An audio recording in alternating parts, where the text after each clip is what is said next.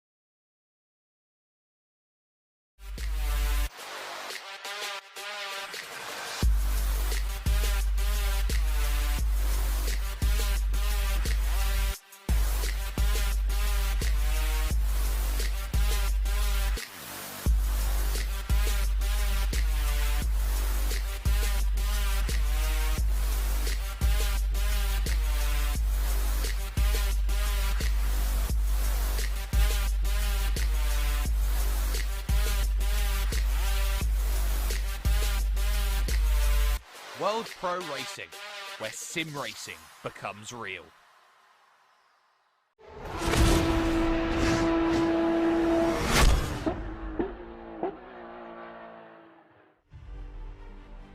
It's the home of British racing.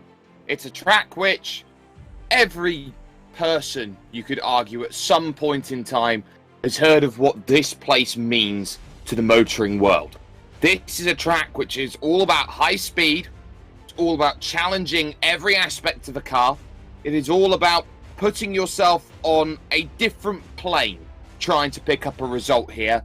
But at exactly the same time, it's not necessarily a crown jewel. It's not necessarily revered as the greatest endurance track in the world. It's not necessarily a place which has been touted as legendary. But that in itself makes it a legend. This is Silverstone. This is the track which, for all intents and purposes, makes or breaks a driver's career. And here, with R Factor 2, with World Pro Racing, with your Alpine GT4 Championship, my word, are we going to be in for a showcase? I'm Jake Sperry, joined alongside by Alex Goldschmidt, as we take ourselves into the fourth round of 5. This has never been more important. Silverstone, normally, Alex, we talk about as a middling round of a championship, as a place where you get that history and that lineage and that legacy which comes in from a circuit which has been in and around since the 1950s, the inaugural Formula One World Championship race. But you look at this place today, there have been a lot of changes, a lot of places on this track where you can now go out there and make moves, and more importantly, a championship battle which sees Alex Trehorn in complete control of its destiny. Yes, a very different circuit to what we had last week, Jake. Obviously, the streets of Adelaide, where we found that Alessio Spinelli, unfortunately, was a victim of the walls, not just necessarily the walls, but here at Silverstone, it's about momentum carrying, especially through Maggots, Beckett's and Chapel. You then also got to look at consistency. Okay, these Alpine GT4s are not exactly the fastest thing down the straightaways, but if you can nail the corner exit and entrance correctly through the certain parts of the circuit, like say going down into Stowe, Vale, Club, you know, you've then got Abbey, Farm Curve and the Loop of all places. You've still got some very good places as well. I mean, I've had the pleasure of commentating at the circuit myself, and you know, it's a real joy to see people go toe-to-toe, side by side into Maggots and Beckett's, and I have seen 3 wide in Citroen C1s, and that's an impressive feat in its own right. It certainly is, of course, when you're driving a car which has been championed by one of the most legendary video game characters out there, being Professor Layton, then it's definitely, you know, we've got some amazing racing available around this place. But as you can see on screen right now, there is the track. 29 degrees out there on track temperature, 22 degrees air temperature, which means it's pretty warm out there for a June day here at Silverstone. Of course, all of the battling around this place is going to be really crucial. And as we said, we are 2 rounds away from the end of the season. Silverstone here right now, Road America coming up forward. We are streaming live here with YouTube, with Facebook Live, and with Twitch, as well as with ESTV, your esports broadcasting network, or esports television, as I like to think about it. So now you also have motorsport.tv and TVM Sport to go along with that. A wonderful complementary element as we push forward. These are the times that we are looking at here in the practice as things stand. And as we take a little look down at the moment, it is Alex Goncalves who is currently the quickest in practice times. Doesn't mean anything for this moment in time, but we've been keeping an eye out on who's got what ballasts at this stage. 5 drivers so far this season have found themselves on the podium at any given point in time. So from top to bottom, Alex Trehorn has 21 extra kilograms. Then it's 15 kilograms for Spinelli, 12 kilograms for Pedro Crulas Gomez, and then for Casey Lagarde and Alex Goncalves, they only have 3 kilograms added on in terms of ballast. So what does that tell you here potentially as Goncalves will take that dive back over to the pits? It tells you that the form book can very much change, and this is what ballast does to a championship. Very much the case, especially with success ballast being put on to the drivers if they end up in the top 3. So this could really, really change things around for round 4 of the championship. I mean, but even though, saying that, Spinelli at the moment, Jake, is just under 3.5 tenths off of Goncalves. And you look at where Trehorn is, still in P5 as Andy Birch goes up into P2, just 82 thousandths slower in this 15-minute free practice session. I think the ballast, if they've got the car set up right, they might be able to use the ballast to their advantage and still get a very good score going into the final round in a week's time.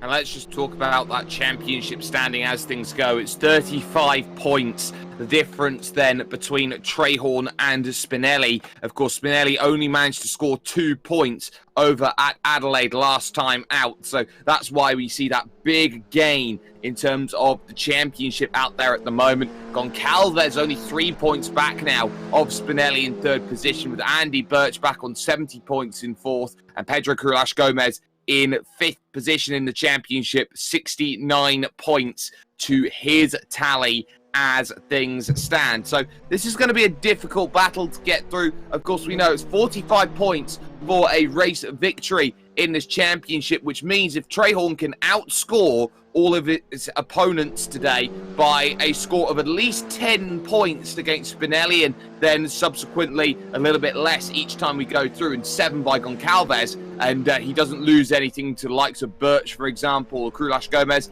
then we could have a championship wrapped up at this very point. Doesn't seem that likely, given that you look at where Alex Trehorn is at the moment in practice. He's down in 5th position, but you never know when it comes to this series. Anything is possible, and it has happened before. We've seen championships wrapped up well in advance here with World Pro Racing in the past. Yes, case in point, the USF 2000 Series Championship that myself and Chris Buxton commentated on. We had, I think, just trying to remember the name of the driver. I'm going to have a look now. But literally, the championship was wrapped up with a round to go. And, you know, there is every possibility that could actually happen here. But motorsport has unpredictability in, Jake. And there's no telling what's going to happen here as Trehorn goes quickest. Well, I guess he's been listening then at this point in time. So Alex Trehorn decides he wants to go and make progress as we see Goncalves with a big slide coming out of turn number 4 through the arena section. That will be a decision to go to the pits. Andy Birch, I'd say, has been the Mr. Consistency as Spinelli puts his own half a second in the Blue Bolt Racing Alpine up to the very, very top of the practice times. But Andy Birch, let's talk about him for a moment, has been the Mr. Consistency of this season, has been quietly picking up points here and picking up points there, and that's why he's 4th in the championship. Hasn't once finished on the podium, so hasn't got any ballast to his name, but he's just quietly picking up result upon result. That could possibly help him, you know, if we have dramas with the likes of Trehorn, Spinelli and Goncalves, this opens the door for Andy Birch. And if he could pick up a win here, you know, we saw at Adelaide, we saw Casey Lagarde, who'd had a dismal first round, and then came back fighting. 17 points at Portimao, and then finished in third in Adelaide. He's got everything to prove here as well, and he's rounding out the top 7 at the moment. And you were very, very right with your statement earlier on that the times here in practice aren't going to be a real indicator until we go into qualification, and then it's about that all-important 30-minute race where consistency is going to be key and not making any mistakes on your way to getting to the checkered flag. Yes, and we have seen time and again how mistakes hurt, and especially when you go from being up top and potentially 45 odd points in the back pocket going down to just 2, that is championship changing points that you can definitely see. And this is a track which does have itself an element of not wanting to be very easy with drivers here and easy with drivers there. This is a track which is built on the sides of an old airfield. It's one of the few tracks you see out there in the world that doesn't have very much elevation change to make a difference when you go around. And that often gives that element of a circuit, really, Alex, which screams, hey, look, I'm easy. But this track is not easy, not by any stretch of the imagination. And this track, through every single corner, must be respected. Yes, another circuit based on an old airfield, actually not too far from this particular circuit, Snetterton 300 in Norfolk, also based on an old airfield, and that is a track that has to be respected as well. And they do say that appearances can be deceptive, and here at Silverstone, it is one of the most deceptive circuits. I mean, they might be just thinking, yeah, I'm going to go down the hanger straight and just literally, nicely coax it into stow. No, you're literally going to grab the car by the scruff of the neck, kicking and screaming with those tyres sidewalls being tortured to within an inch of their fabric. And you can see how hard, even though Andy Birch is not setting a good lap in his practice session on this particular occasion, you can just see how hard they're wrestling with these mid-engined rear-wheel drive cars. It's not easy around here at Silverstone by any stretch of the imagination. You can see it as making that progress onto the newly christened Hamilton Straight. Birch does set the fastest final sector of anybody and goes up to third, with that time jumping over Goncalves with that one. Silva Piamet then in 5th position right now, had his best first sector, didn't quite gather it up together in the middle here in practice, and of course they're grabbing a whole heap of curb heading in through Club Corner, and that's how easily a lap can fall away around this place, because you do have those big anti-cut curbs out there over the courses of the laps to try and deter drivers in machines which are far quicker than you would say in a GT4 to go out there and cut the track. In a machine like this, it's very easy to unsettle a curb which is so high and so, I would say, alert there for you to keep your eyes out on. It's very much a case of when you look into a corner, you're not actually looking at the apex, you're looking at the thing you don't want to hit, which is those anti-cut curbs. Yeah, and you're also trying to gather momentum and pace going into the next, maybe not just the next corner along. You're probably looking at maybe 2 to 3 corners ahead, so you're trying to strategize. As I've just seen that Alessio Spinelli's just gone purple in both first 2 sectors, so he's already up on his time. So we could see that the Blue Bolt Racing 67 could end up in the 2-minute 9s, and that'd be a hell of an achievement considering the fact that Alex Trahorn is over half a second behind, and Trahorn has got the most ballast out of anybody here tonight.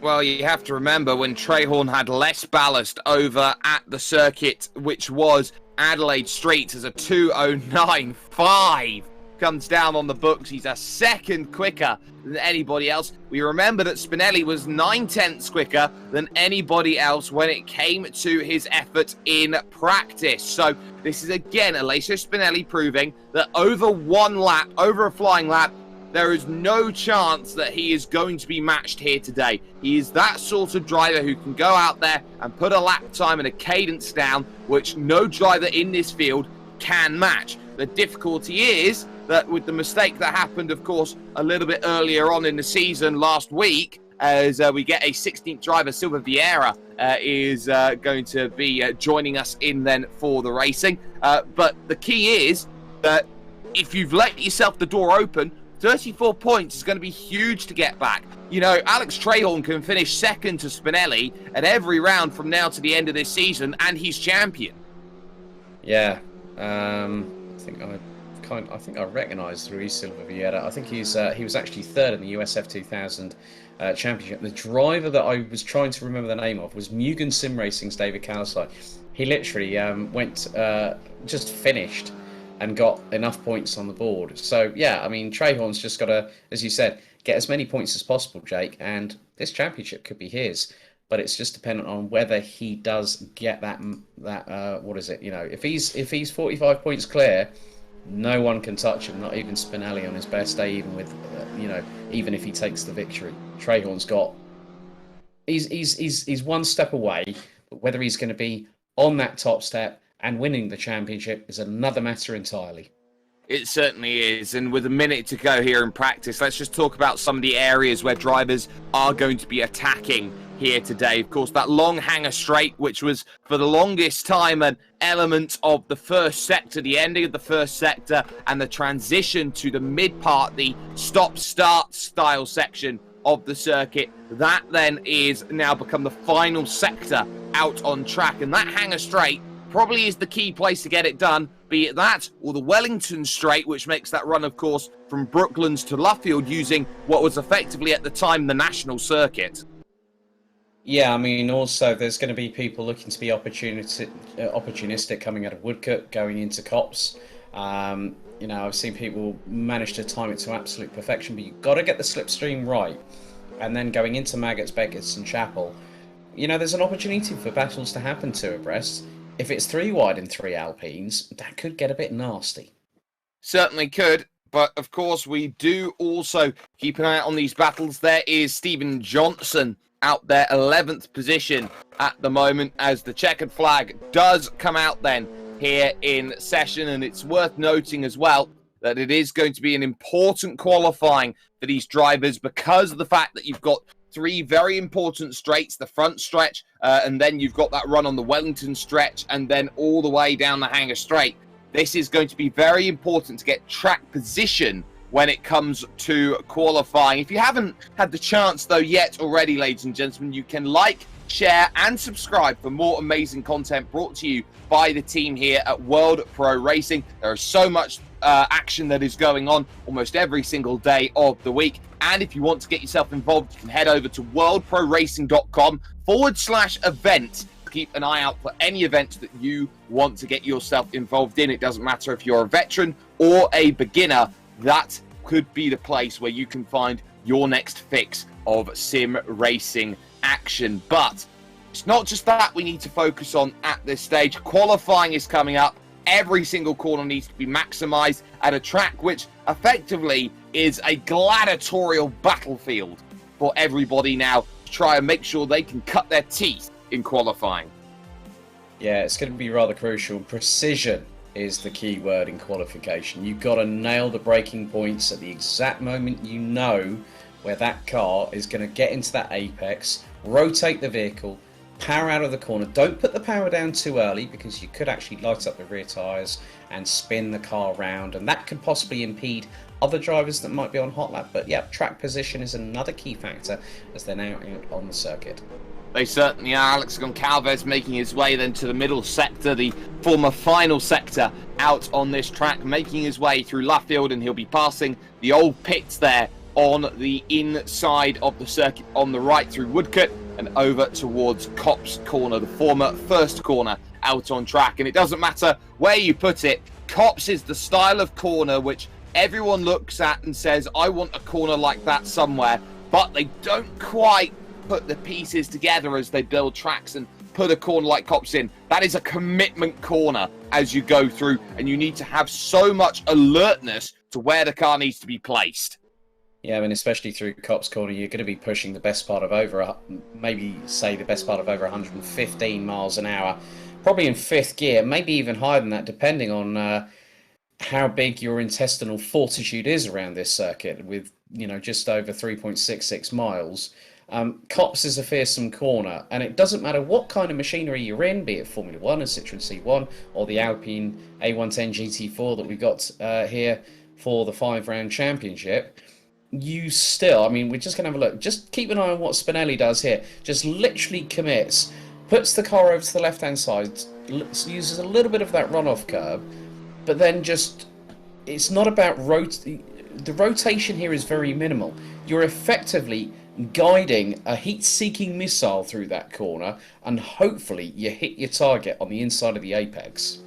And if you don't, the back end is very liable to get a bit squirrely. You could struggle massively with understeer through that corner as well if the setup isn't there properly. You can see Spinelli here weaving on that back stretch. Of course, one of the things our Factor 2 is known very well for is just how good its tyre model simulates what the real world of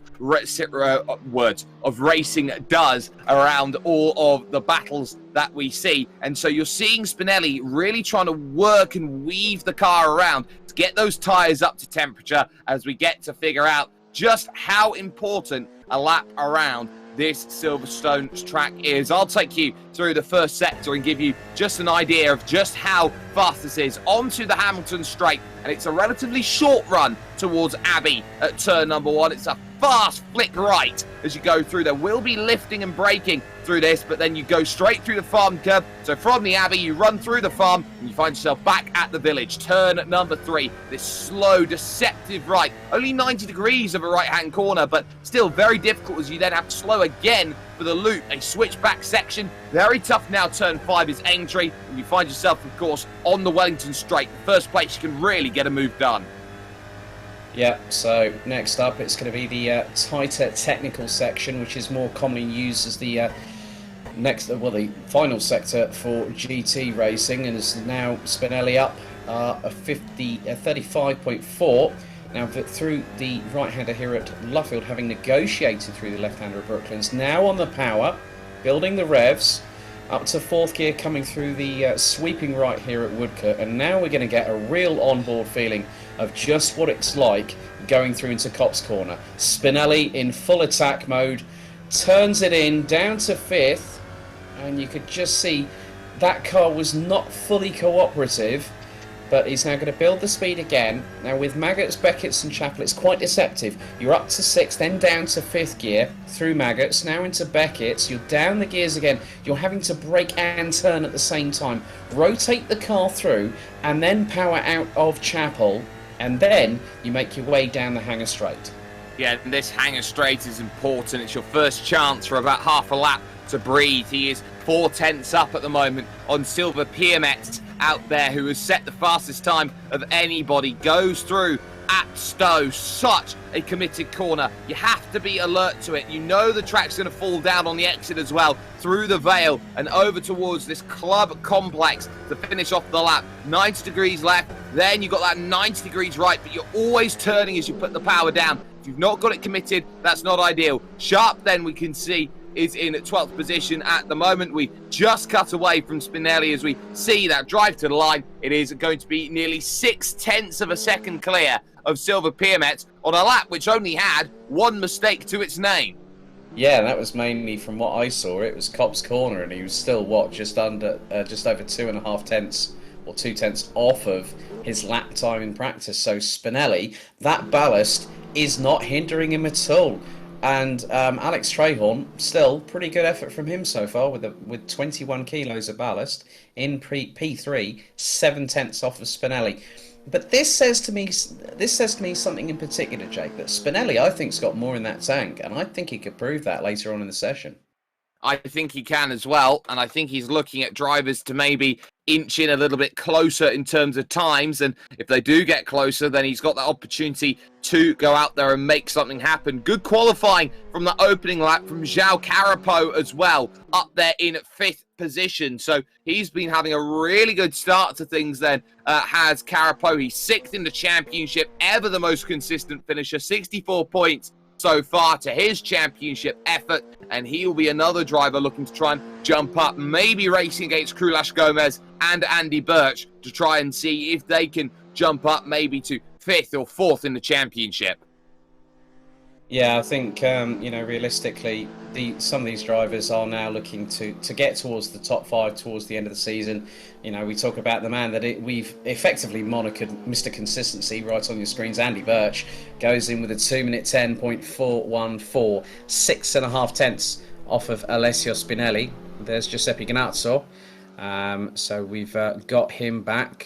Doesn't look like we've got Samuel Russell either. Well, it looks like Samuel Russell a no-show this evening for Team Mentalism, but Ganazzo has done personal bests in sectors 1 and 2, and this will be the number 4's first lap registered as the Alpine heads its way to the start-finish line. What's the time going to be? 2-minute 15.256, but still time to find.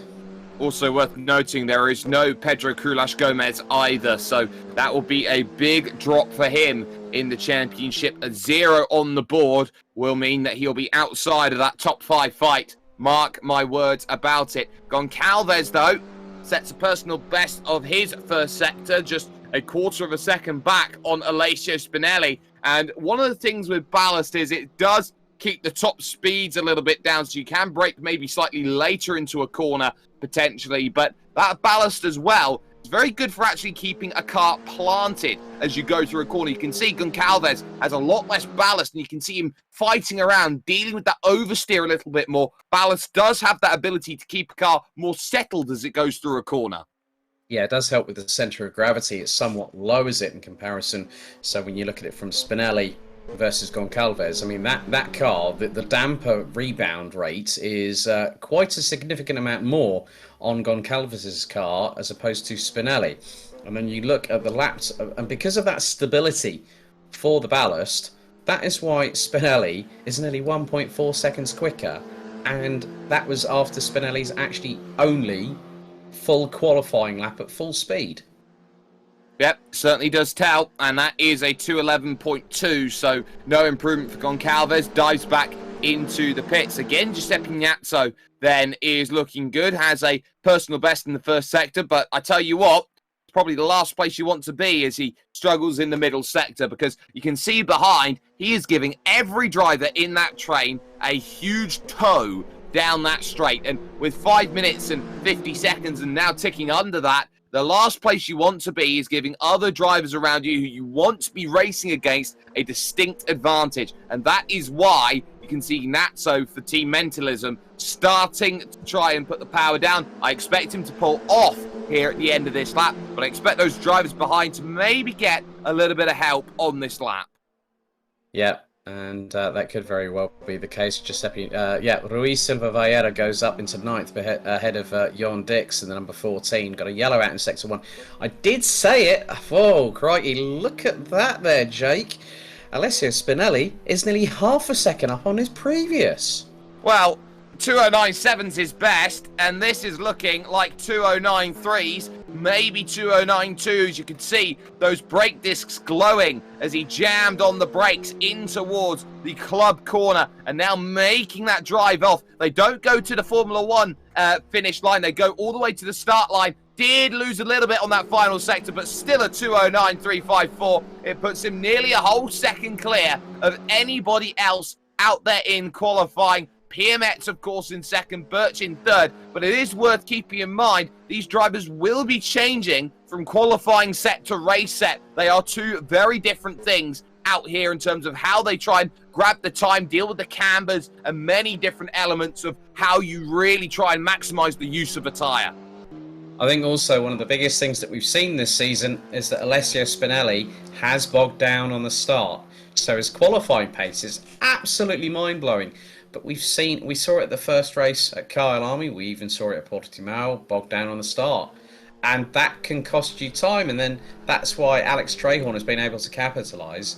Trahorn was third in the first race at Kyle Army, and he's taken 2 victories, one at Portimao, one at Adelaide. So now Spinelli needs to get the whole package together. It's all well and good qualifying like nearly 9.5 tenths of a second ahead of Silva Pyramids in the number 27. But he's got to nail it. He's got to warm up the tyres and the brakes correctly, go into turn 1 with a good run of momentum, having got it off the start line, that's where you've got to make all the difference. And that's where Spinelli's game just needs to be upped that little bit more. And maybe that could help him get the jump on the likes of Pirmets, Birch and Trayhorn this evening. Qualifying won't win you races. It will give you the best possible chance to win races, but outright being the fastest over one lap is not what a race is all about. If it was, we'd go do time trials and pursuits, for example. But at least at this moment, Spinelli knows that he has got that pole position under lock and key as I believe Francisco Valle Gonzalez there moves up into 7th position. The Valle Gonzalez brothers have been in and around here with World Pro Racing for a number of months now. At this stage, we focus on Christian Sharp, who is green in both his sectors, 2 seconds down at the moment. Would say he's trying to angle for 8th. I'd say he's trying to angle somewhere in and around moving past the likes of Johnson and Dix in 11th and 10th respectively. There's the drive towards the line. We'll see what sort of time it is, and crossing it's a 2:11.9. That does split up Dix and Johnson there. Sharp in the middle.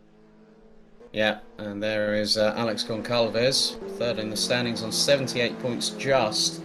3 behind Alessio Spinelli. So, yeah, I mean, it looks like Goncalves is currently up at the moment. So having set personal best, and with the way things are looking at the moment, about just over a second down off of Spinelli in terms of cumulative between the first 2 sectors. This might put Goncalves, if he can get a little bit quicker, as we've got yellow out in sector 1. Well, there's João Carapau goes up into P5, so drops Goncalves down to 6th. Let's see if the run out of the final corner for the number 2 is good enough. So this could be hopefully a deciding factor to get Goncalves up the order, and well, does exactly the right thing and gets past Carapau for 5th place and gets to within 2/10 off of Alex Trayhorn. Trayhorn knows he's got work to do. He needs to find 2/10 of a second. Currently, you've got Pirmets and Birch in the pits. Spinelli is out there on track. So anybody who is greyed in right now on the timing tower on the left-hand side of your screen, they are in the pits. They will not be able to get out and around here on circuit to set one more flying lap around this place. That includes Goncalves and Valle Gonzalez as well. So it'll be down to Trayhorn only to try and see if there's any time. But Rui Silva as well will be hoping that there is going to be a chance to close down some times. Knows that the times around him aren't going to improve. Has to be a little bit concerned behind. Dix is still out there on track, of course. But with 40 seconds to go right now, Alex, his focus is going to be crystal and clear. Try and move up past Lagarde and up then into 8th place. Yeah, I completely agree there, Jake. He's just got to make it nice and clean around the next few parts of the circuit. But cumulatively, over the first 2 sectors, he is now, that is the best part of what, nearly 2.3 seconds off of Spinelli. At the moment, Silva Vieira, he is looking dangerously close to not improving on this lap. He's currently 9th at the moment, just a fraction ahead of Jon Dix, who, as you mentioned earlier, is out on track. Yellow's out in sector 1, checkered out for the session. I've got a very distinct hunch here, Jake, that Rui Silva Vieira will not improve, and as he crosses the line, 2 minute 12.115, and his best lap time this session, 2 minute 11.738. Very, very telling. Dix, though, on improvements. A second and a half down on Spinelli overall, but this is looking pretty good. Has to take a double take, though, going into the corner there at the Vale, at Club Corner even. That first left into the right, and now you can see how he gets that ability to put the power down. The charge going towards the line. It's an 11.1, which is good enough to move up to 7th place. That's the lap he was looking for, but now we turn to Alex Trayhorn here, who is green in his first sector, his best first sector of his racing so far. He's looking for 2/10 against Pirmets. He's looking for a 10th over Birch, who is in 3rd right now. He makes that charge through the right of the Chapel corner, and now he takes that kick left onto the hangar straight, uses all of the road, and he is up in that 2nd sector as well, but he is 9/10 down overall, if not an entire second at this point. So he is behind Piermet, but he needs a good final sector, and I have a feeling that Alex Trehorn has been unlocking this final sector time and time again for Team Racing Dad. He hits the brakes, going into the left. Look how composed he is as he tries to unlock that final bit of tenths and hundredths and thousandths as he goes towards the line here, through that final corner, and that long charge towards the line in comparison. He crosses it with a 2:10.4, and unfortunately was not able to find that shade of improvement as he crossed the start-finish line. So for the first time this season, Alex Trehorn does not start in the first 3 positions and will have his work cut out here, Alex, as Spinelli has put himself on pole position by an astronomical margin. Yeah, just over 9/10 of a second, Jake. I mean, Alex Trehorn in the first sector was actually up by close to a 10.5 on Andy Birch, but was still a 10th behind Silver Piermetz. And it was the second and third sectors that really showcased how much of a struggle it was for that car, laden with 21 kilos of ballast, to actually thrive around the circuit and try and close on Piermetz. And as soon as Sector 2 came through, it was just a case of, it's about damage limitation. And to still keep it 4th, he's done an admirable job, I must say. He has, but now it's about the race, and you'd argue that for Trehorn, his focus will be P2 or above here in this one to maintain his championship lead and see how things go. We're going to step aside, though, for one moment here with World Pro Racing. We'll be back with the race coming up with you at Silverstone after this.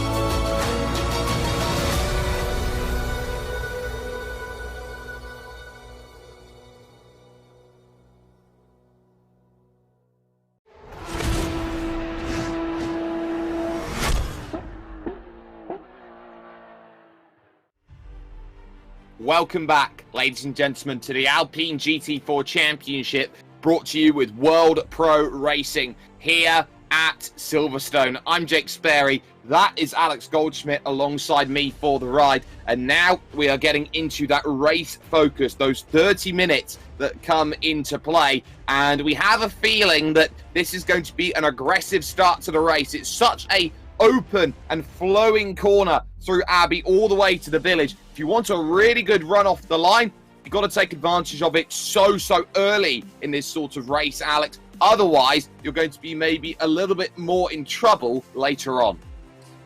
Yeah, you've got to have everything pretty much primed when you're on the start-finish straight in your grid position, ready to go racing. You know, if you overcook it with the revs, you know, you could possibly have some wheel spin getting away from the line. If you manage to get things going correctly, you could get the perfect launch off the line. But then also, if you don't build enough revs, the car might bog down. We've seen that with some of the competitors, most noticeably, as I said earlier, Alessio Spinelli needs to have a textbook start from pole position, because the number 67 will want to go into the first corner first.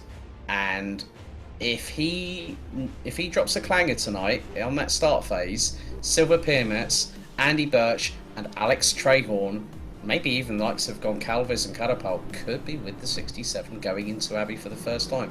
We just don't know. It's now that anticipation, you know, the adrenaline coursing through our veins and in the commentary side of things, and also just looking forward to what's in store, because I love it when we have such unpredictability on who could win this race.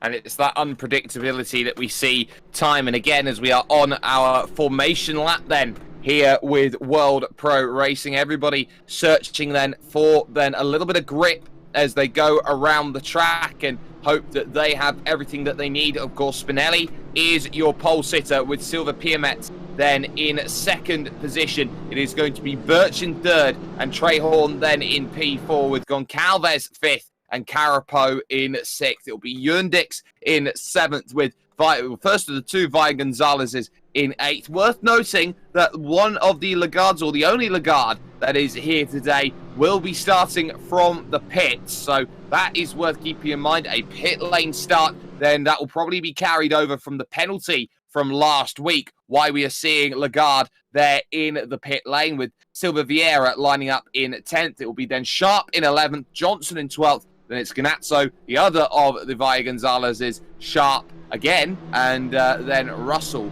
making up the field. So two Sharps in the field now instead of two Lagardes, and now final sector, which is where you get all of that focus coming onto the board.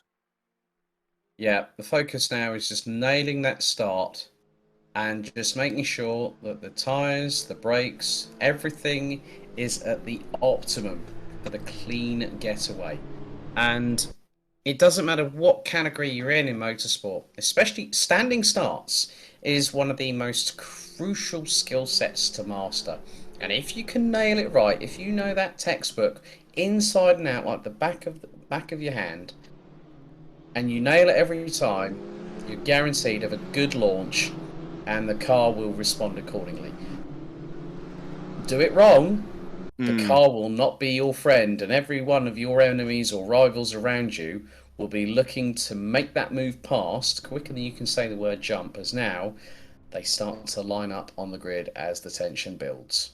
That tension does build, and very quickly those drivers making sure they got themselves into position on the grid. We're getting ready. It will be 30 minutes on the clock, and there are no pit stops required. Effectively, this is GT4 in sprint format. This will be an important run towards turn one. Spinelli knows he's got a bit of a gap to Trehorn, which will be the focus that he'll be keeping his eyes on. So let's get ourselves then into position. Let's get ourselves ready for all of those watching around the world. This is what World Pro Racing is all about. Great racing, great action. Lights procedure starts then. It was a long wait because of Lagarde in the pits to make sure it was all there, and we are now underway. So Rui Silva Vieira then immediately picking up a penalty. I think he's jumped the start as he's tried to go on through and wasn't in his line properly. Spinelli got exactly what he wanted off of the get-go. Piermetz then in second position as they make the charge, as they go through. Little bit of dramas potentially in the back, doesn't look like it, but on the brakes in towards the arena section then for the first time. No changes of place for the top 4, at least for the moment. And look at this from Piermet. No ballast versus 21 kilos of it. He's immediately trying to harass Spinelli for that position. Top 4 away already as they hit the Wellington Straight. Yeah. Birch got a lightning start. Piermet's actually started to gather momentum as they went through into Abbey, but now he's challenging on Spinelli. You've got Alex Trahorn in the mix there as well. This is going to get rather dicey going into Brooklands and now into the tight right-hander here at Luffield. And Birch nearly opened the door for Trahorn to get through. So the leader carrying 15 kilos of ballast. The next 2 drivers, that's Piermetz and Birch, no ballast whatsoever, but Alex Trahorn with 21 kilos, and he got a pretty good launch as well. And you can see the gap that they're already starting to build over Joao Carapau in 5th place. Jon Dix ahead of Alex Goncalves. So the Rhineland Birch Racing Alpine, the number 14, as they head their way through into Maggots, Beckett's and Chapel, has got the jump on the number 2. Certainly has. That's good progress then, as Alex Goncalves then will be looking a little bit behind as well, because there is Valle Gonzalez vying for position just behind. So that work is still going to have to be needed then on this charge. They hit the hanger straight for the first time. There is Stephen Johnson in 11th position as he looks to try and look behind, because he's got one of the sharps just there, as there is Piermet in second, not a million miles away from Spinelli, but he's been so good in the middle and final sectors, has Alessio, which means that really you get the difference. Trahorn around the outside of Birch then into Club Corner, has the inside for the next 2, but he hasn't got much of a run there as he's gone on through, but Birch has just pushed it a little bit too wide, and as such, Trahorn gets a place. He moves up into 3rd position. Trev Sharp now through and getting his move done, and he'll be looking behind at the other Sharp there who's trying to get through on Johnson as well. So looks like the battling really heating up. 1 lap already scored in the books. We're expecting 14 to 15 laps, and I tell you what, Birch isn't giving this one up. He does run off the road though, so there'll be a bit of a question as to whether that was a fair pass or not, and there's a big wiggle and contact behind. Yeah, Trahorn, Carapau, Jon Dix now into the mix as well. So this, you can now see that Spinelli has rocketed away like a scalded cat on a hot tin roof, and he's taking Silver Piermetz, and it's nearly 3 abreast between the likes of Trahorn, Birch and Carapau as they're all going through, as there's Jon Dix that nearly exits stage right going into Brooklands, and it's all kicking off right behind. You've got you've got the number 79 of Francisco Valle Gonzalez, you've got Ruiz Silva Vallera, and with them is Giuseppe Gnazzo, as we've got a yellow in Sector 2 that's just been retracted, but Gnazzo now up into 9th, having started 13th. The number 4 is trying to move up the order. As you can see here, it's absolutely kicking off. Francisco Valle Gonzalez, coming out of Copse Corner, has got a real good run on Alex Goncalves, and that's going into Maggots. That's brave. It's brave, but it's worked, because he's got the inside. Struggles, though, with the corner going through Beckett's, but it's all secured as the exit of Chapel comes along. Francisco Valle Gonzalez with a wonderful move. There is Anton just behind. In his battle, it was Russell who was off the road and demoted to the back of the field. So that battle continuing on, as we also see behind there Lagarde trying to get into this race as well. Pick off positions one at a time. Casey in the Matrix Motorsports machine is looking for places. A bit of side-by-side there, as you can see. Gnazzo looking down the inside then and trying to get by Silva Vieira, who, of course, is trying his best at this moment in time. But it seems like it's a race for the top 2, and everyone else behind's in their own scrap. Look at that. Valle Gonzalez again looking to try and work on the outside, try and get through, but fastest lap of the race, Alessio Spinelli, no shocks there, and there is Christian Sharp out there on track for RDS Motorsport. He's looking behind and has another Valle Gonzalez. Look at Gnazzo and Silva battling it out side by side for position, as Dix now has moved himself up into 5th place. Yeah, Jon Dix started 7th behind Joao Carapau, who is now actually behind him, so Carapau in exactly the same position where he qualified, but Spinelli with that high 2-minute 10, as there's a mistake from Anton Valle Gonzalez. That's allowed Casey Lagarde and also the 85 85 of Sharp. That's Christian Sharp. To round out the top 12 positions, as there's Giuseppe Ganazzo trying to hold on to the back end. He's wrestling with it as the number 4 in that car as we now ride on board the Team Mentalism Alpine, and you can just see how much, look how frantic. He's a bit like Pato O'Ward. He's got ninja hands. He's working that steering wheel with so much effort, you know, the minimal amount of corrections, but just to keep the car on the straight and narrow. Yeah, he certainly is. It looks like one of the Sharps has fallen a little bit into trouble as well, as dropped back. I believe that is Trev Sharp who's in trouble then at the back of the field. So he's now got a lot of work to do, and well, we're not going to be able to bring you a replay of that, ladies and gentlemen, but they can see Trev Sharp right in the back of shot as he goes on through. Casey Lagarde struggling a little bit through the corner. That's going to allow the other Sharp through, and that is a retirement then for Trev Sharp, who pulls it off to the side of the road and says that is effectively going to be day done for me. They make that charge through. Gnazzo and Valle Gonzalez fighting. Dix as well in defence. You can see that side by side in the back of shot as we go on through towards Club Corner. So it looks like Jörn Dix is still holding on to his place, but Gnazzo on the inside has got it sorted then against Valle Gonzalez, and suddenly they've allowed Silva back into the mix. A little peek to the inside. You've got that Valentino Rossi vibe. They all fan out wide, and that's going to be awkward on the exit here. They're both going to go skating off into the grass. Valle Gonzalez and also Rui Silva, and that just then was a lucky battle that we've gone through, and it looks like the 21 machine then we've seen one of the 85 cars, either Johnson or Sharp, is getting a 10-second post-race penalty. I don't know who it is. They both have the 85 number on, so we'll need to work out who it is going to be who's getting that extra penalty come the end, and it'll be Sharp, but we're getting 10 extra seconds added on from what is 13th position right now. Yeah, Christian Sharp and obviously Trev Sharp DNFing from the race, but what amount of battles here at Silverstone with just under 22.5 minutes to go. Joao Carapau battling away with Alex Goncalves. Goncalves trying to plant the car towards the outside to try and get the switchback counter-offensive, but going through somewhere as tight as like through Brooklands and through into Lovefields. And look at this gaggle here. It's a 5-way scrap for what is effectively 8th position. And you've got the likes of Silva Vallera. Casey Lagarde has got himself up into top 10. He's going to break into the top 8 if he's not too careful. He's up the inside, and there's contact between the 79 of Francisco Valle Gonzalez and Rui Silva Vallera, and that has allowed Steve Johnson to get his way in between the pair of them. But what a resurgence from Casey Lagarde. Now he's putting it around the outside. Oh, he clashes with Gnazzo.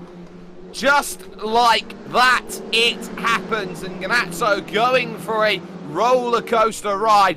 That was a case of maybe Casey leaving that one line of room, but of course you naturally, with the way that Maggots and Beckett go through Beckett, you are always going to just funnel out a little bit wider, and that's why you see where all the troubles come into play. Lagarde has this place, and a little tap to the inside there as Silva tries to fight that position back once again. They'll make that charge down in towards Club Corners, and now you start to see here again some side-by-side battling. Johnson and Valle Gonzalez now on at it, and it is Johnson who's found a way through. Casey Lagarde not that comfortable here, and you can see a bit more biffo coming into play.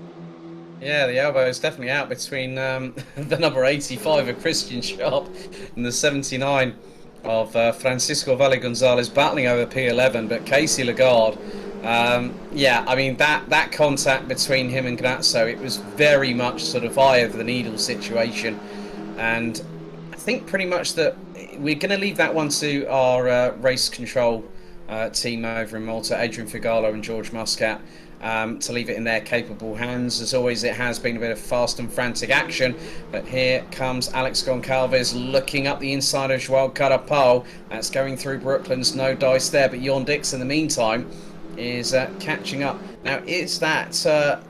I'm just wondering who that is in front. That's Andy Birch trying to close in on Alex Trahorn, who's now up into P3.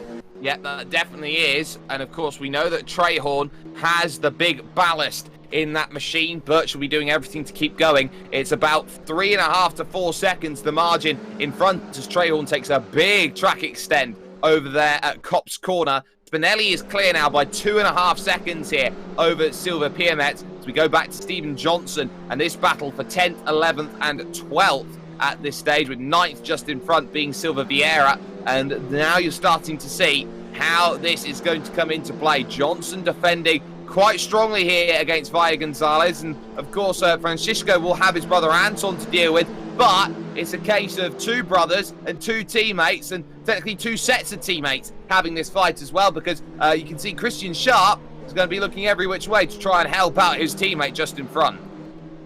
Yeah, and in the meantime, as there is a move about to happen, and that is going to be Christian Sharp on well, one of the, that will be Francesco Valle Gonzalez, but doesn't make it through. And that was going into Stowe Corner. You can see Giuseppe Canato towards the back as well. A little bit of touching there between Francisco and Christian going through. And, bit of, fancy some sausage curb, Mr. Sharp.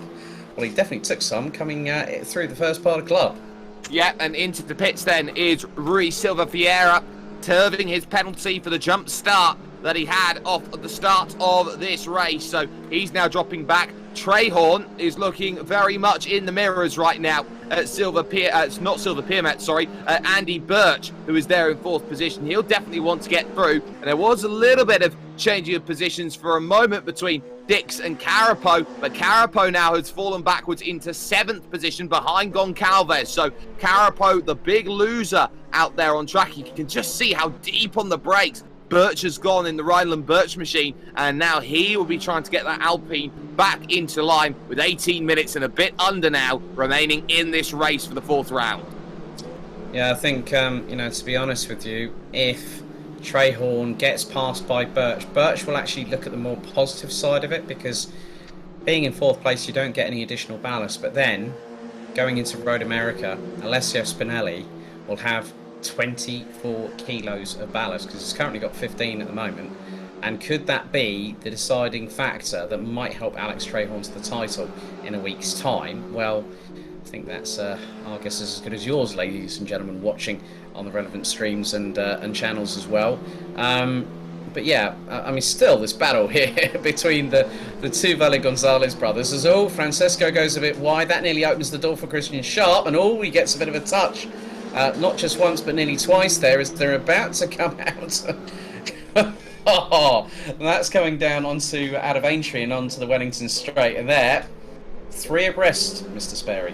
Yep, so some wonderful battling. Francisco working together with Anton, contact there with Sharp as they go through into Stowe Corner. They keep it together nicely. Anton's going to really lose out in terms of that one. A drive-through penalty then for the number 11 of João Carapo after his incident with the number 4 of Giuseppe Gnazzo. So that is going to be for an avoidable incident there. Francisco Valle Gonzalez gets shuffled out, and it's the two brothers side by side as they make that charge out onto the Hamilton Straight as they go through. And it is Francisco now behind brother Anton as they figure things out. Change of positions just happened now for 5th place right now, as that is Goncalves now down the inside. That was done at the village corner there of turn number 3 on track. And Goncalves now up into 5th ahead of Dix.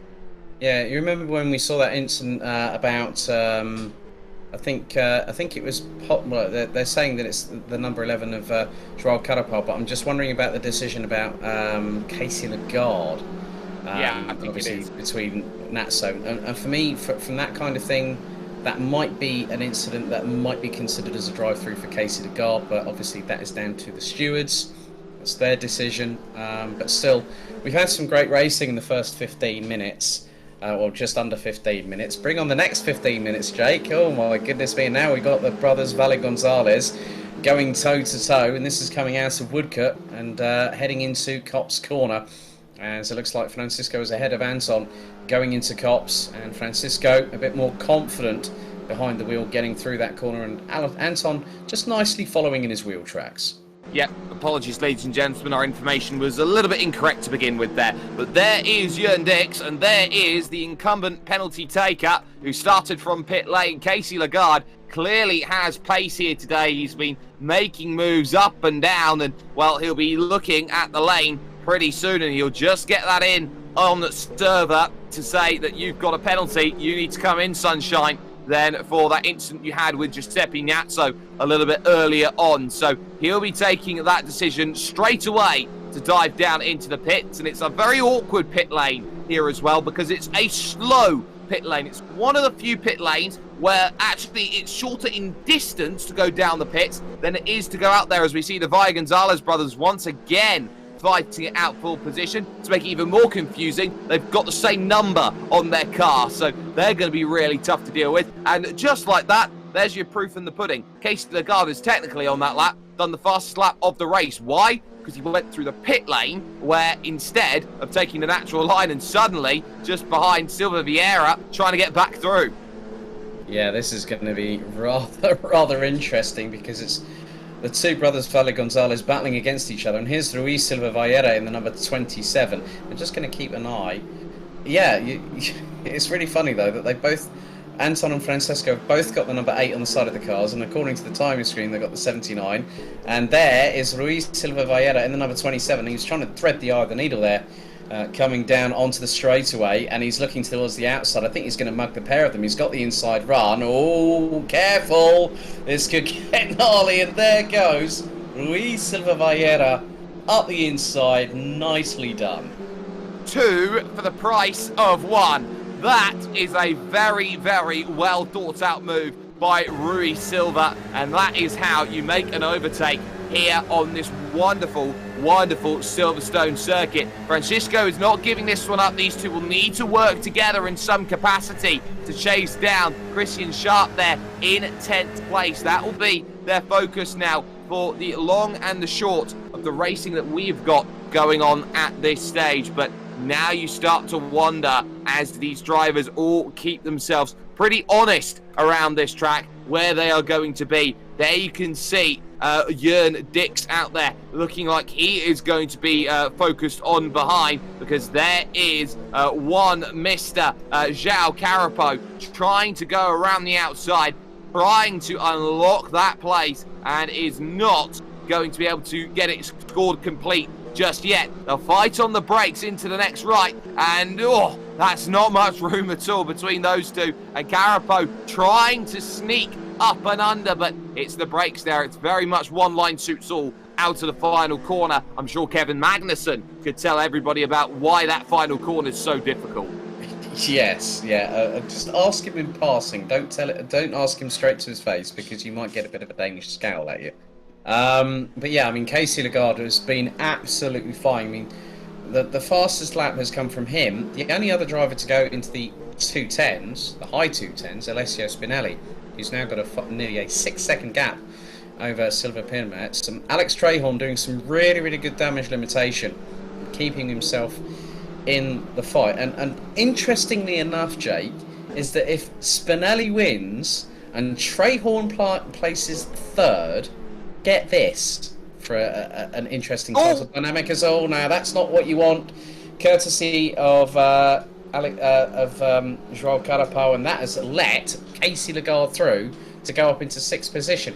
Now, Lagarde actually came out behind these two and has caught them hand over fist. Yeah, that's some wonderful work then in pace, and I believe what you were saying was that if they stay exactly as they are, they'd be on equal ballast going into the final round of the championship at Road America. Yeah, and that could really be an interesting battle, and imagine if they qualified on the front row for the finale. We'd have a doozy on our hands right now. But here we've got Goncalves and Birch battling away over P4. Andy Birch, you know, credit where credit is due. He's kept himself at the sharp end of the field, you know, scoring no less than probably, what was it, the best part of, I think the worst round he actually had was Adelaide. And he scored 23 points at Kyalami, 25 at Portimao, and 22 at Adelaide. And he's on course for a pretty solid finish here that will net him 25 points. Through goes Gnazzo then, picking up a place on Anton Valle Gonzalez. And to get the dad joke out of the way, I thought the sharp end of the field would be P10 and lower, because that's where we see Christian Sharp at this point in time. But there is Gnazzo, who now knows he's got 10 minutes remaining in this race. All of these drivers do at this stage. And Alex Trehorn is slowly starting to reel back in Silver Piamet. The gap is down to 3.3 seconds with 10 minutes to go. So it's not going to be a case you can get it done immediately. As look at this. Birch and Goncalves side by side. Goncalves will have to go around the outside of the loop. Oh, and they've come together. Birch almost beaching himself there on the curb. He gets himself back going again, but he will have that Matador red cape waved in front of him. Yeah, and the charging bull behind. No jokes there, Casey Lagarde. And the gap was probably about the best part of well over 5 seconds. And now because of that faux pas that just happened for Andy Birch, he's now got Casey Lagarde chasing him down. There's Joao Carapau and Jorn Dix battling over P7. And Jorn Dix was able to get himself into the top 5, but he's had a bit of a stagnant race, if I'm completely honest here. I mean, his best lap at 2 minute 12.4. And I just looked at the lap times previously between him and Casey Lagarde. Casey Lagarde has just gone purple in Sector 1, fastest of anybody this race. He's just done a 2:12.0. He's just put in a 35.6 first sector, and there is Birch up ahead. So now Lagarde, he's got pace he can unlock in that car. And Andy Birch here, Jake, is the cork in the bottle. As soon as Casey Lagarde gets past him, who knows what the number 69 will do? Well, this really does beg the question whether there was anything to unlock in the race if Lagarde could have started from his grid position of 9th, and Niazzo's around for the second time. This time it's contact with Francisco Valle Gonzalez, who skirts across then the outside of Chapel Corner, gets himself back on circuit, serves his penalty, and allows that to go through. There goes Lagarde now to the outside of the club corners, and just like that, Casey moves up into 5th. And of course, we still know that pending investigation is Birch versus Goncalves, so it could very easily be P4 as well. Yeah, very much the case. So now Casey Lagarde, at this particular moment in time, between himself and Alex Goncalves, who is about 4 seconds up the road, there is still time. And Casey Lagarde last time did a 2 minute 11.6. If he gets himself into the low 2:11s, have we got Johnson and Sharp? Oh, goodness me! Braking and then some. Locking his front brakes was Christian Sharp. And here comes Luis Silva Vieira. That could have been rather nasty between the RDS Motorsport teammates right there. But Luis Silva Vieira just basically says to Christian Sharp, I get the point there. Thank you for opening the door. I'll tell you what, with the way that he was braking to make sure he was stopped, that line, that mark of rubber on the circuit, that's going to be there for a very long time, quote unquote, there as he goes on through. So that is going to be a case of being a little bit over exuberant on the brakes, missing your marker by a little bit, and lucky he didn't, I would say, execute rule 1 of sim racing, which is don't hit your teammate to full effect. But there is Casey Lagarde, 19 seconds off of the race leader at this moment in time, and by far and away the fastest driver out there on track. Another best first sector out there on track for him. He is driving with all of the poise and passion right now, which says that I have nothing to lose now in this championship. I've got nothing to lose in these races. I'm going to go out there and try and show to everybody why I am quick and why I can catch. Well, the funny thing is that gap between him and Goncalves has now gone down to 3.3 seconds. So Casey Lagarde did a 35.4 on that particular first sector. So Lagarde is absolutely driving like a demon possessed in the number 69, and he's just absolutely skating on the limit of adhesion. That was coming out of that was going down into club. Now he goes across the line. What's his lap time this time going to be? Well, just waiting for the timing to update itself. But you can see that Alex Goncalves isn't that far ahead now. The gap's now 3 seconds. So Lagarde, he's got about 5.25 minutes. There is a possibility that this could happen. And we've just had a penalty being brought through. Now, this would have been for Francisco Valle Gonzalez on Giuseppe Gnazzo. And yeah, Francesco is going to take a drive-through penalty for that incident. Certainly is. He is fighting, or right now we're actually seeing this fight between Rui Silva and then these two here, the two teammates, Johnson and Sharp, as they go through. So now you can see one position dropped, but you got to figure it out. And this is very much like watching a police escort at this stage, because they have boxed absolutely fantastically in Rui Silva as they go through. Huge mistake, though, from the 85s there, and it's first of all Johnson who makes that mistake, who drops 2 places. He's fighting hard on the inside to get it back. Bit of contact as they go through. On the exit, though, thank you very much, Silva is going to do just enough to gain that back. But that was some wonderful work by the two teammates to make that really difficult for Rui Silva on the Wellington. Yeah, it always is, and it's never easy getting through, as now they're going through cops. Oh, that's looking a bit wobbly there for Johnson, who actually manages... Oh, he just biffs the right-hand door unceremoniously, coming out of Cop's corner on Rui Silva Vieira, who will be having absolutely nothing of that at all, as they went through some maggots. That was a bit of a cheeky, like, yep, evening, bang. Absolutely. Evening, Governor. I'm here and I have brought for you a position behind. So now Stephen Johnson doing everything he can to hold on to the final spot in the top 10. On the brakes they go, into the right, and look at that for a lunge. That is a very forceful overtake there by Rui Silva, who decided, I am going through whether you like it or not. Give me room. Johnson trying to fight back, and he wasn't quite able to get that back into position. But at least for the time being, there is not long to go. We are down soon to the final 3 minutes of this race. That will be 2 laps to go, as there is Casey Lagarde, and there is the back of Goncalves. Yeah, Casey Lagarde in sector 1, over a quarter of a second quicker.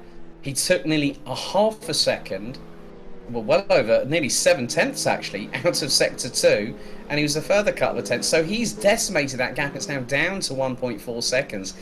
Casey Lagarde could possibly get 4th on the final lap.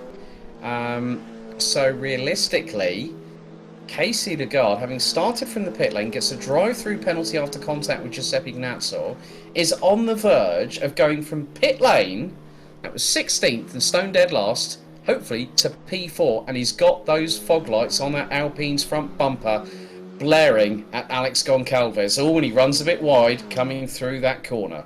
Shows you how much he's pushing right now, the fact that he is running a bit wide and trying to get as much as he can out of this, going through the rights and the lefts of now Beckett's and into Chapel. Now the next right-hander comes along, and he just needs to be alert on the power. It's 2 very contrasting lines. Goncalves quite happy he's got that 1 1/4 second margin at this point in time that Casey Lagarde has to try and close down as much as possible here. With 1.5 minutes remaining, he will know there will only be 1 lap left to run here at Silverstone, and really it has been the Alessio Spinelli show. We've seen none of him so far here today, but 10 seconds clear. Yeah, that means it's going to be a straight-out fight between Spinelli and Trehorn. And when you look at it, the gap is going to be quite minimal at best. But I think Trehorn's going to be happy going into the final round of the championship. And he knows that as long as he beats Spinelli, the title will be his at Road America. That is the plan as well. So this is going to be a very important battle as we go through. Lagarde still trying to chase down and get that final place. Yellow flag out in sector 2 right now. So that's not ideal. I don't know if it's for Gnazzo. It looks like it is. So Giuseppe Gnazzo, who has gone around then. So that is a retirement for him. He will pull it off to the pits, and that's a shame. A lap and a bit from the end for him. And that is the second retirement of this race after Trev Sharp. So now on the former front stretch into Cop's Corner, we look at Alessio Spinelli in the Blue Bolt racing car. He has been on his own for the majority of this race. Took him a couple of laps to break away from Silva Piamet, but once he got rid of the Latvian, he was never looking back. in terms of this one as he goes through Maggots and Beckett. You can see how close it is behind in the battle for second and third. The gap has been brought back by Alex Trahorn to 2 seconds out there at the moment, but it looks like 2 seconds too late. They can see second, they can see third going through in the back of screen. But at least for this moment, for Alessio Spinelli, he knew he had to respond after what was a consolate performance over at this, or a disconsolate performance, I should say. He knew what he needed to do today. He needed to send a statement message back to Alex Trahorn. He needed to say that he was the best driver in this field, and he is charging soon towards that crown. Welcome Elkhart Lake for next week. Here comes Spinelli with a big, big victory. Yeah, and Silver Pimettes coming round the final corner, just ahead of Alex Trahorn by the best part of just over a second. But keep your eyes on the battle for 4th and 5th, and there they are, line astern. And could Lagarde have the run on Goncalves? No, denied at the checkered for the number 69.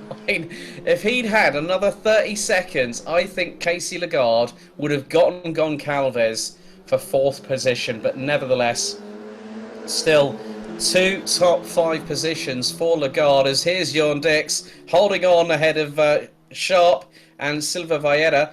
Silva Valletta will take 9th because Sharp will get a post-race penalty of 10 seconds for an avoidable incident on the number 21 of Trev Sharp earlier on in the race. Anton Valle Gonzalez rounds out the top 12. There's his brother Francesco, and it will be the number 12 of Darrell Russell that rounds out the field. But, you know, the likes of Birch finishing in 6th, Canapo in 7th. We really had so much to talk about in this race. I think the dust will take a couple of days to settle here, Jake. I think it will. Up and down the order, there was so much going on, but the big key was driver finishing in number 1, the first position, the 67 of Alessio Spinelli in the Blue Bolt Racing Alpine, who absolutely put dividends to the way that he was looking to go out there and race overall today. You cannot argue with the way that he has conducted himself and the way that he has got that result today, as he puts himself now firmly back in the picture. And it's not just the fact he's in the picture because he's finished first and Trahorn has finished in 3rd position. One of the big keys that we have seen is those bonus points which come in over the course of this championship. You get 5 points for the fastest lap. Well, he's going to lose out on that because Casey Lagarde was stealing it. Well, he gets 2 extra points, of course, for starting the race, and he looks like he could be getting 3 points for consistency, but he'll be definitely here, Alex, getting 3 points for leading the most amount of laps because he led absolutely all of them. Yeah, very much the case. And Spinelli celebrating as you should do here at Silverstone, and even going through a bit of the kitty litter here at the track, just coming outside of Stowe Corner. But Spinelli absolutely dominant tonight. No one could hold a candle to him, and he just personified that this title fight was going to go down to the wire, and that's what's going to happen at Elkhart Lane. Certainly is. Of course, Road America is the setting for the final stage of this Shakespearean style sim racing series, some would say, because it's split up into 5 parts, and each part has had something really, really different about it. As we get ourselves ready then with post-race interviews, Alex Trahorn is here first and foremost, the championship leader, P3 here today. Alex, first and foremost, as we take a little look at that race, you had to really work for that one. Up 1 position, 4th to 3rd, and minimizing damage today with how quick Alessio was. It was super quick. It's definitely fun being a bit further back, and I definitely felt the extra 21 kilos that I had on, but I don't know how Alessio does it. I mean, he's got weight on as well, but yet he's so far ahead at the front. Every single qualifying session, he's the guy to beat. So, yeah, we've all got some work to do, I think. Well, work to be done, but let's talk about your race, because you had to really harry and harass to find a way past Birch here over this one, Andy Birch. And you know that this championship is important, and overtakes, albeit for third position, still matter. Let's just talk about that overtake and how you had to get it done around the outside to make sure that was one which worked out for you at the second half of the club corner. Yeah, it was a nice battle with Birch. We both showed each other enough room, and it was yeah, a good fight. Sorry, it's hard to remember. I think he got back round in the turn 3 and 4, but I don't know if he went off track slightly or something, because he seemed to let me past going back into left field. So yeah, important to get it done early on to try and close the gap to guys ahead, but they're both quick, so that's all I could manage today.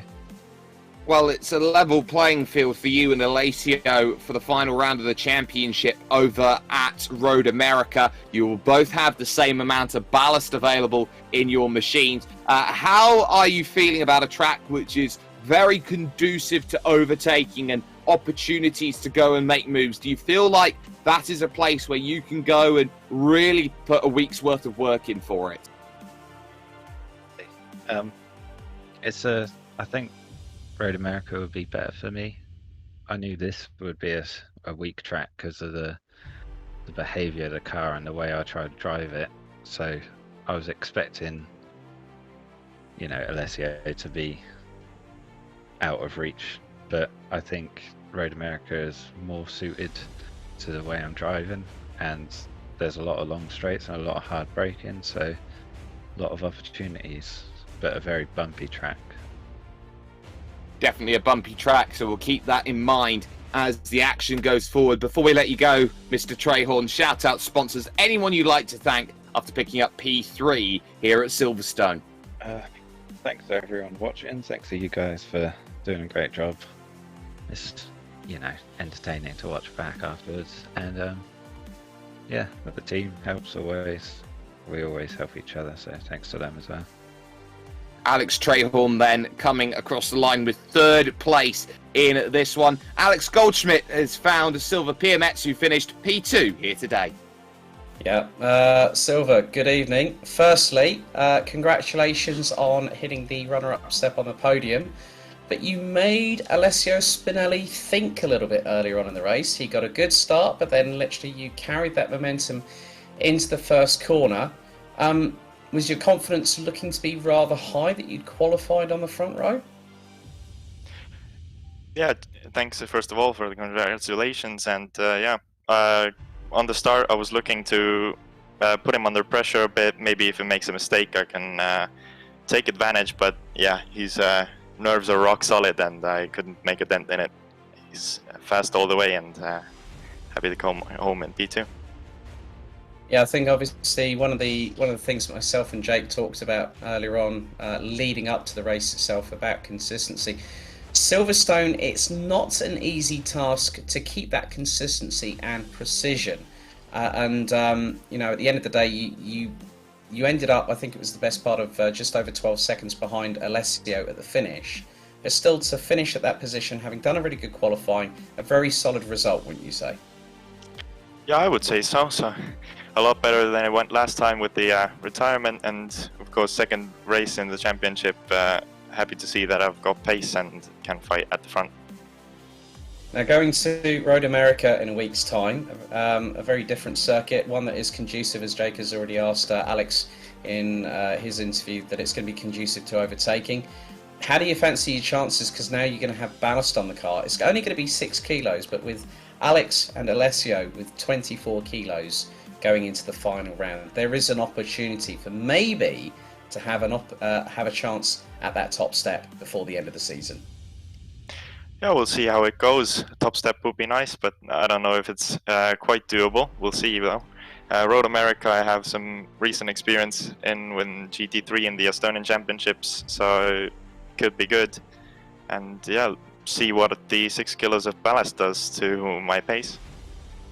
Well, Silver, firstly, thank you very much for joining us here on the post-race interview side of things. Any shout-outs, any sponsors you want to say thank you to? I'd like to thank the organizers for putting on a nice championship and nice car combos for the second week in a row I've tried now. And yeah, shout out Estonian Sim Racing Association, where I've got most experience in R Factor and has helped me build up this pace. Well, Silver, thank you very much, and we'll see you next week for the final round of the championship. See you soon. Jake, I think you've got our winner, Mr. Alessio Spinelli. I certainly have. Alessio, that you would say was a complete race from your standpoint. Hello, everyone. This race has been what I like to do next race, last race, sorry, in Adelaide, because I had a race pace very good. I'm a good feeling with this car.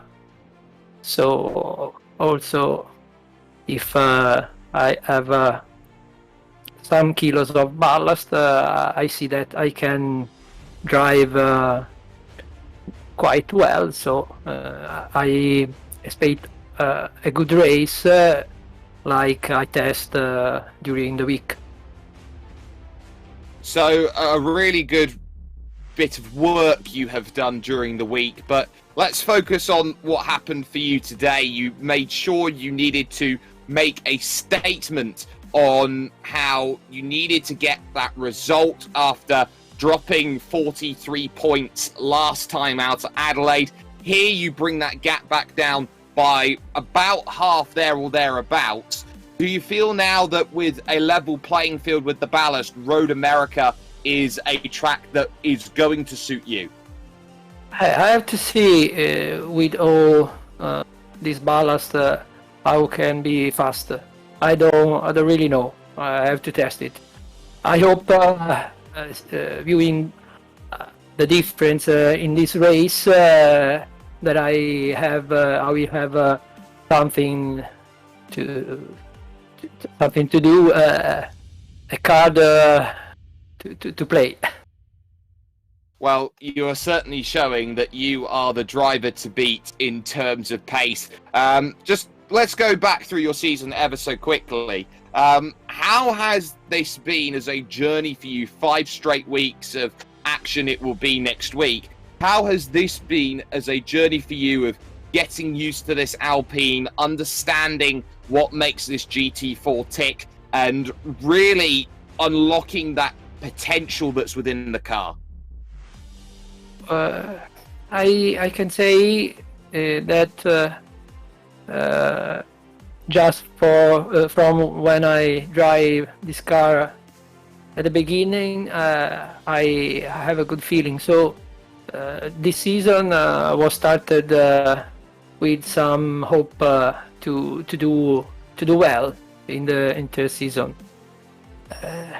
We will see if could be something in the race that get me again fighting for the championship.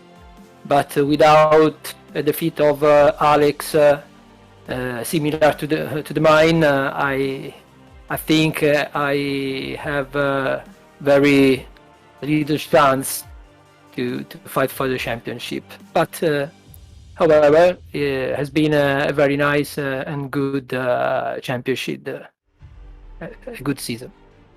Well, I will remind you it's not over yet, because that was an all-encompassing victory. Anyone you'd like to thank, anyone you'd like to give a shout-out to, Alessio, for a big race victory? Oh, I have only to thank all my friends that push me to do better and get over my limit.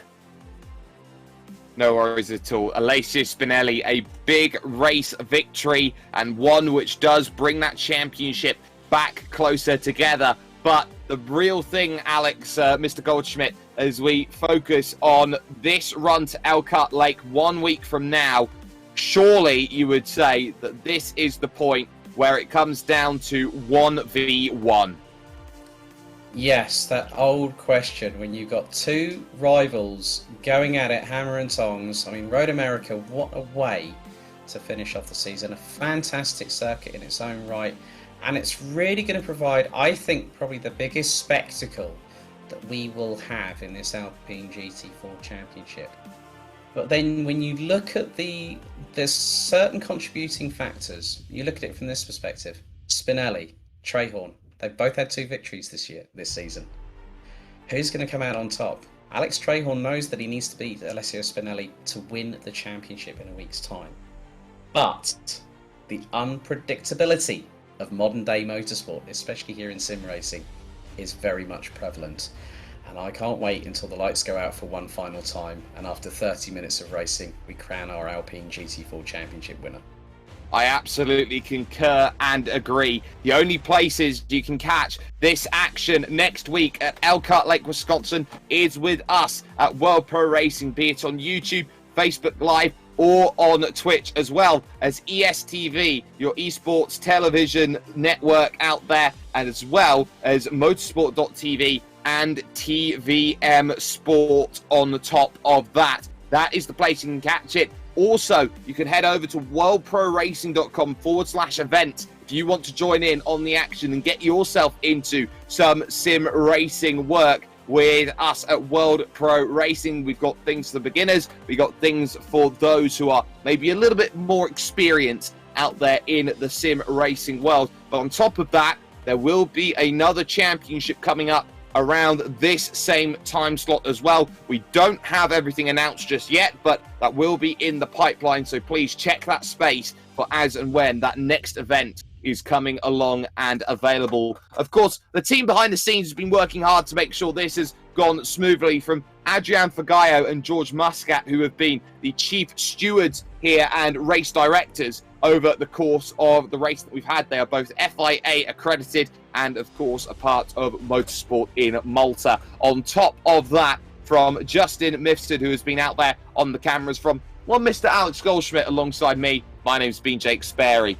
Championship closes. Spinelli puts on a masterclass here today and shows the world that he is very much in it. He may say that this championship is over, but my goodness, there is no over in championships until the final points have been scored. We'll take you to Elkhart Lake, Wisconsin. We'll take you to Packer Nation. We'll take you to a place where great sim racing comes into play 1 week from now with all of us here from World Pro Racing. You do not want to miss Trehorn versus Spinelli.